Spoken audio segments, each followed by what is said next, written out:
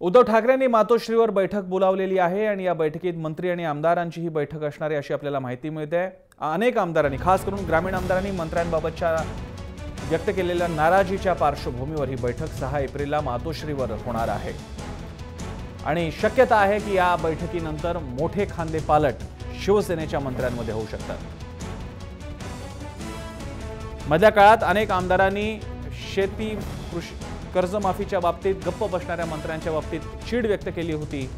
आम्हाला हे मंत्री विधिमंडळात बोलू देत नाही अशी तक्रार केली होती, त्यामुळे आम्हाला मतदारसंघात तोंड दाखवता येत नाही असाही आरोप केला होता। या सगळ्या पार्श्वभूमीवर अखेर उद्धव ठाकरे आता मंत्र्यांची झडाझडती घेणार आहेत। अधिक माहिती देतात आपले प्रतिनिधी हेमंत बिर्जे। हेमंत, या बैठकीचा अर्थ लवकरच खांदेपालट शिवसेनेच्या मंत्र्यांमध्ये असं मानायचं का?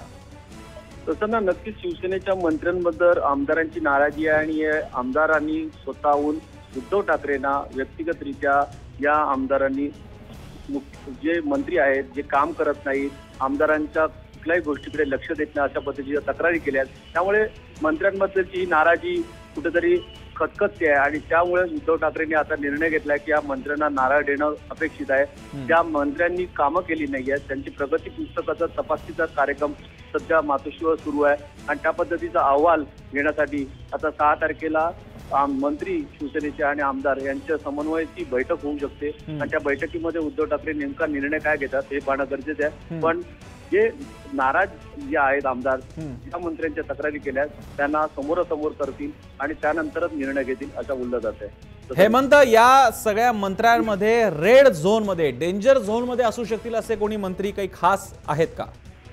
डेंजर झोन मध्ये म्हणजे डॉक्टर दीपक सावंत आहेत, स्वतः सुभाष देसाई आहेत, त्याचबरोबर जे विधान परिषदेतले जे महत्वाचे जे मंत्री आहेत त्यांनी आपली कामं केली नाहीत अशा पद्धतीच्या तक्रारी आहेत। आता त्यामुळे हे 2 मंत्री तर निश्चित आहेत अशा पद्धतीचं बोलणं।